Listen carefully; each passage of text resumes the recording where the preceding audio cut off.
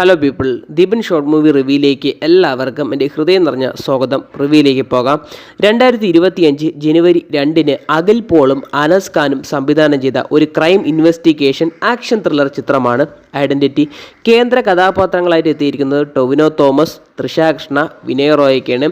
സിനിമയുടെ മുതൽ മുടക്കെന്ന് പറയുന്നത് 30 കോടി രൂപയാണ്. സിനിമ തിയേറ്ററിൽ ഇറങ്ങിയപ്പോഴേക്കും ഫ്ലോപ്പായിട്ടുണ്ടായിരുന്നു. സിനിമ പകുതി പോലും കളക്ട് ചെയ്യാൻ പറ്റിയിട്ടില്ല ബഡ്ജറ്റിൻ്റെ. പക്ഷേ ഈ സിനിമ OTT ഇറങ്ങിയപ്പം ഞാൻ ആ സമയത്താണ് കണ്ടത്. OTT ഇറങ്ങിയപ്പം എനിക്ക് ഈ സിനിമ വളരെയധികം ഇഷ്ടപ്പെട്ടു.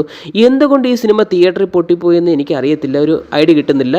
പക്ഷേ എല്ലാവരുടെയും കാഴ്ചപ്പാടും അഭിപ്രായം ഒരേപോലെ ഇരിക്കത്തില്ല. അതും കൂടെ ഞാൻ ഓർമ്മപ്പെടുത്തുന്നു. അന്ന് രേഖാചിത്രം നല്ല പോസിറ്റീവ് റെസ്പോൺസും ആയിരുന്നു. 50 കോടിക്ക് മേളിലടിച്ച് ബോക്സ് ഓഫീസ് തൂക്കിയത് രേഖാചിത്രമായിരുന്നു. പക്ഷേ എനിക്ക് ഈ സിനിമ വളരെയധികം ഇഷ്ടപ്പെട്ടു. ഐഡൻറ്റിറ്റി എന്നുള്ള സിനിമ ഫോറൻസിക്കിന് ശേഷം അഖിൽ പോളും അനസ് ഖാനും സംവിധാനം ചെയ്യുന്ന സിനിമ എന്ന പ്രത്യേക സിനിമയ്ക്കുണ്ട്.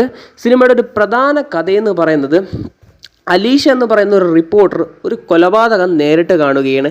അതിനിടയിൽ ഇവർ വണ്ടി എടുത്തുകൊണ്ട് പോകുമ്പം ആക്സിഡൻറ്റ് നടന്ന് അവർക്ക് ഹെഡ് ഇഞ്ചറി സംഭവിക്കുകയാണ്. പക്ഷേ ഈ കൊലപാതകയുടെ മുഖം അവർക്ക് ഇടയ്ക്കിടയ്ക്ക് ഓർമ്മ വരുന്നത് കൊണ്ട് ഒരു പോലീസുമായി ചർച്ച ചെയ്ത് ആ കൊലയാളിയെ കണ്ടുപിടിക്കാനുള്ള ശ്രമമാണ്. അതിനൊരു സ്കെച്ച് റൈറ്ററിനെയും വേണം, രേഖാചിത്രം വരയ്ക്കുന്ന ഒരാളിനെ വേണം. അതാണ് നമ്മുടെ ടൊവിനോ തോമസ്.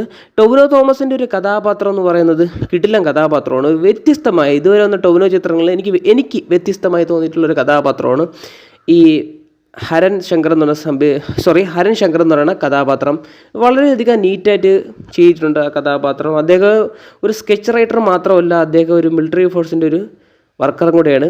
അപ്പോൾ അദ്ദേഹത്തിൻ്റെ ഓരോ പെർഫോമൻസും ആക്ഷൻ സീക്വൻസൊക്കെ എന്നെ വളരെയധികം ഇതിൽ ഞെട്ടിച്ചിട്ടുണ്ട്. കാരണം വെച്ചാൽ പ്രത്യേകിച്ച് ആ എയ്റോപ്ലെയിനിലെ ഫൈറ്റ് എനിക്ക് വളരെയധികം ഇഷ്ടം. ആ ക്ലൈമാക്സിലെ ഫൈറ്റൊക്കെ വളരെയധികം ഇഷ്ടപ്പെട്ടു. ഒരു പ്രൊഫഷണൽ ഫൈറ്റ് പോലെ എനിക്ക് തോന്നിയിട്ടുള്ളത്.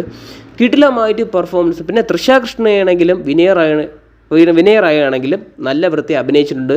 അവരെ ഭാഗത്തുനിന്ന് ഒരു വെറുപ്പീരോ അങ്ങനെയൊന്നുമില്ല. കൊടുത്ത കഥാപാത്രത്തിന് നീതി പുലർത്തിയിട്ടുള്ള 2 കഥാപാത്രങ്ങളായി എനിക്ക് തോന്നിയിട്ടുള്ളത്. അപ്പം ഓവറോൾ സിനിമ നോക്കിയെടുത്തു കഴിഞ്ഞാൽ എനിക്ക് വളരെയധികം ഇഷ്ടപ്പെട്ടു.